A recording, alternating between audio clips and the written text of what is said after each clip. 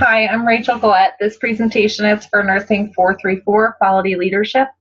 I'm going to quickly recap the presentation from week 4 before we move on to the concepts of this week's assignment. We're going to talk about fall reduction in geriatric medicine, specifically in skilled nursing facilities. In week 4, we identified that falls are a problem in skilled nursing residents and can often cause fatalities. We established a mission statement to build a team of healthcare workers, assessing patients and implementing processes and education to drastically reduce the rate of falls in skilled nursing facilities. We also established a vision statement to build a team of healthcare workers, providing a safe environment for patients to thrive in without the setback of frequent falls. Our aim statement for this improvement project will be in the next 3 months, the fall rate in the facility will decrease by 50%. This will be the goal of our project. In week 4, we identified a SWOT analysis, which established the organization's need for improvement, identifying ways to improve on weaknesses and use strengths, as well as identifying opportunities and threats. We identified key players in this project, which are all staff members, and talked about how good leadership is essential to achieving the change we wish to see.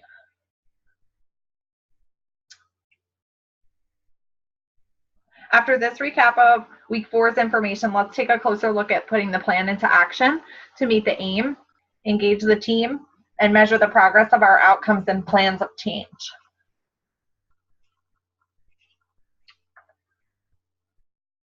After identifying the problem of falls in skilled nursing patients and setting an aim for 50% fall reduction in the next 3 months, we need to establish a plan to reach this goal.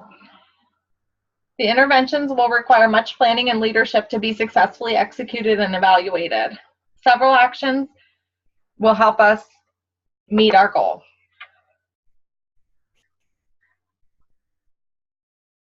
Interdisciplinary fall reduction teams will be used to identify, analyze, and track falls. Changes to the workflow of all staff members will be vital to minimizing falls, and finally, the promotion of culture change to patient-centered care and moving away from the historical institutionalized care provided in nursing homes should drastically affect the fall rate. I added this quote, "If you do what you've always done, you'll get what you've always gotten."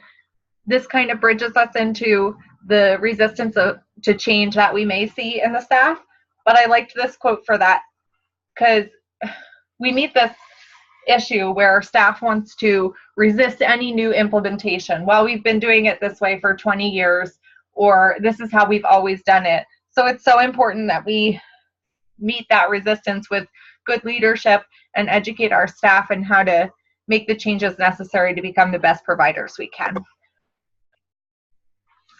So let's talk about implementing changes that are going to help us meet our aim.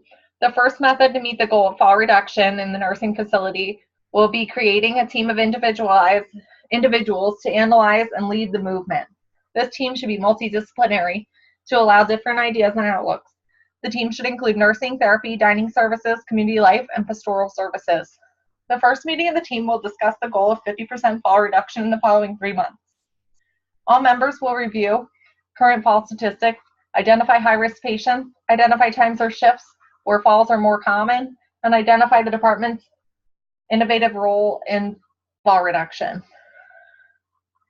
The team will address patients with multiple falls and use the MDS to aid in analyzing the reasons for falls. At the conclusion of the first meeting, these leaders will bring the innovations to all members of their department and implement them immediately. Following the first meeting, the team will meet weekly to monitor progress, discuss opposition, and plan accordingly. Each meeting will review falls that have occurred in the week prior and discuss possible ways of preventing events in the future. This team will play a huge role in the reduction of falls in the facility. The team will be ongoing, and they will report fall statistics every month. We're also going to change the workflow to drastically reduce the risk of falls, or the rate of falls in the facility. All staff must make adaptations to their current method of care. These changes will be decided in the FRAT team and implemented by all members of the department. All staff will be asked to change daily workflow to help prevent falls. For example, nurses' aides may be asked to host activities while charting so patients are visible to them. Nursing and therapy and other staff can take patients for a walk on the unit, allowing them to stretch their legs and get up from the chair in a safe and controlled environment. Housekeepers will be asked to alert the staff of patients' needs and be an extra set of eyes for those who are at risk of falling. In addition, cleaning up spills and wet floors in a prompt manner can also help prevent falls. Staff working in the offices will be assigned 15-minute blocks of time during each of their day where they are required to leave the office and go out to interact with the patients. Community life will identify each individual's desires, likes, and dislikes, and work with all the disciplines to help provide individualized care for the resident in order to decrease risks that may arise. This will be an ongoing process, as the FRAT team is. The leaders of FRAT members from each department should be checking in with staff daily to hear concerns or ideas to better the new system. This will be a constant work in progress, using fall rates to guide and to know the success of the interventions. Patient-centered care. For many years, nursing homes care has been institutionalized, somewhat like a prison in many ways. Staff tell the patients what time they get up, what time they eat all 3 meals, what they eat, when they go to the bathroom, until they are told when they go to bed. Changes in healthcare have helped to move away from this view in some ways, but a long journey lies ahead.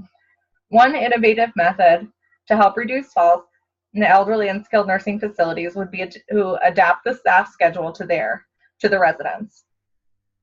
Often when evaluating the reasons for falls, it is because the patient wanted something that they did not have. For example, if the staff routinely takes the patients to the bathroom at 10 o'clock in the morning, and there is a patient who has fallen 3 times in the past month between 11 and noon, each time the patient's found on her floor, either in her bedroom or her bathroom, and she's soiled at the time of each fall. The nurse's aide says she can't understand why this keeps happening. Every day she takes the patient to the bathroom at 10 in the morning, and she never goes. This is a perfect example for where a patient-centered program may fit better than the universal way of caring. If this particular patient seems to always fall trying to get to the bathroom between 11 and noon, but never goes at 10, an individualized toileting program could be implemented. This patient may have a reduction in falls if she is helped to the bathroom at the time she needs to go, rather than when the staff finds it convenient. Though toileting is only one example, allowing the patient to drive the staff's routine rather than the staff to drive the patient's routine, which is an inevitable culture change, may help reduce the risk of falls. Allowing patients to plan and discuss their routines will help the staff be available to the patient when they have needs, rather than unavailability, which could result in a fall. So how do we engage the team? Upon the implementation of changes and new processes, leaders must expect resistance to change. It is important to identify ways to overcome the natural human resistance to change. Several concepts leaders can use to address the confrontation are to provide education where it is necessary, listen to the staff's input, and help make changes part of the routine. When implementing a change, it is important that leaders make the staff feel valuable to the organization and its future. Again, good leadership is imperative to implementing any change. Specifically for this project, there are several concepts that can be used to motivate the staff to make changes and decrease fall risks. First, education is key. We don't want to implement a new policy or procedure without first educating the staff why it is important. If staff is aware of the reason for changes occurring in the facility, they will be more likely to partake in the changes that are occurring. Leaders can begin by reviewing fall rates with staff and explaining the statistics and fatalities associated with falls in the elderly.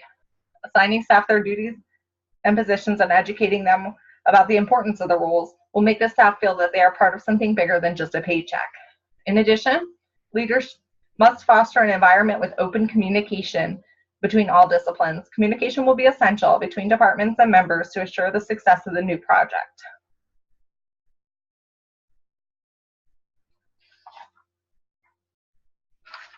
We need to empower the staff to help make the changes necessary to reduce falls. So how do we measure success? When embarking on the journey of improvement, providers must be able to measure the steps and success of the changes they make. Process measures and process outcomes are helpful tools of measurement of success or failure in the organization. One process measure that will be used to determine success will be the fall reduction team and their weekly analysis provided by this team. The analysis will include fall totals, reasons, and important information about any falls occurring to improve the plan. The goal of this will be the reduction of weekly falls. An outcome measure that will be essential to this project will be a monthly fall totals. This data can be collected with a tally and displayed for staff to visualize progress being made. Currently, all facilities are required to routinely track falls, and that will continue. Falls are also to be reported at state surveys, and they have an effect on the facility's 5-star rating, which in turn can affect the facility's reputation and also their revenue. The goal of this, again, is going to be the 50% reduction in the fall rates. So let's look at how we could display this information. So on this chart, I circled January, which is when we're going to start our plan. And you see that our fall rates were pretty high in the months before. In January, we had 12 falls, and then we move on to February, we had 8, March, 6, and 5. So apparently our plan is working. This is another way we can view our statistics, whichever we like better, whichever is more visually appealing. So in conclusion, in geriatric medicine, falls are a huge factor among patients and can cause fatalities, though eliminating falls altogether is not possible. Fall reduction and the reduction of injuries caused by falls is important. Companies can use excellent leadership and innovation to create mission, vision, and aim statements to address fall reduction in skilled nursing facilities. Developing a plan, meeting conflicts and change, and measuring the progress of the organization will be essential. There are various methods to establish, meet, and evaluate the goals of fall reduction in skilled nursing facilities. Exceptional leadership is crucial to the success and forward movement of healthcare. The previous presentation displayed the success of leadership and innovation and change process, which will help improve the quality of care, safety, and ultimately the quality of life for skilled nursing facility residents. This slide is the references I used for this presentation. Thank you very much for your time.